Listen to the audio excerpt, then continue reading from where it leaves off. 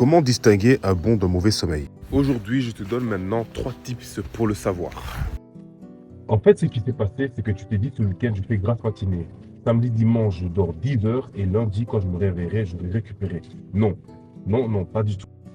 Le sommeil de qualité se trouve en fait dans ta régularité, c'est-à-dire tu dors 3 jours de suite, 7 heures ou 8 heures, ça dépend de... Et ce temps de sommeil que tu t'octroies, il faut absolument qu'il soit régulé de manière à ce que ça soit toujours comme ça pour que tu puisses plus ressentir ce genre de fatigue. Un autre signe, c'est de te réveiller chaque fois, plusieurs fois dans la nuit. Ça aussi, il faut veiller à ça. Pour remédier à ça, tente par exemple de faire de la marche dans ta journée 30 minutes après le travail pour t'aérer un petit peu ou même de courir si c'est possible pour toi. Ça aidera ton sommeil à pouvoir être mieux régulé et à être meilleur durant la nuit.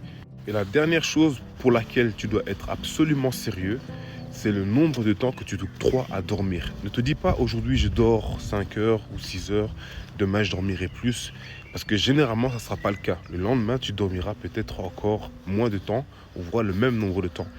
Et tu vas être dans ce même schéma pour récupérer du coup ce sommeil que tu perds à chaque fois, peut-être le week-end prochain, ou durant le prochain congé ou vacances que tu auras. Mais ça ne marche pas ainsi.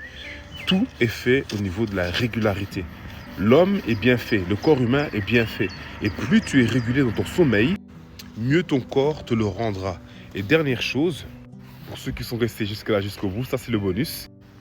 Pour synchroniser de nouveau ton rythme circadien à la normale, fais en sorte maintenant, dès aujourd'hui, n'attends pas une seconde, dès aujourd'hui, lorsque tu arrives chez toi, après avoir fait tout ce que tu dois faire, fais en sorte à partir par exemple de 21 heures d'être dans une lumière tamisée.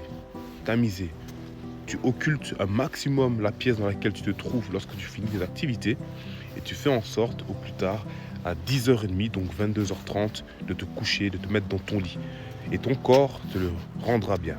Allez, à la prochaine pour d'autres conseils et n'oublie pas, abonne-toi si ce n'est pas encore déjà fait.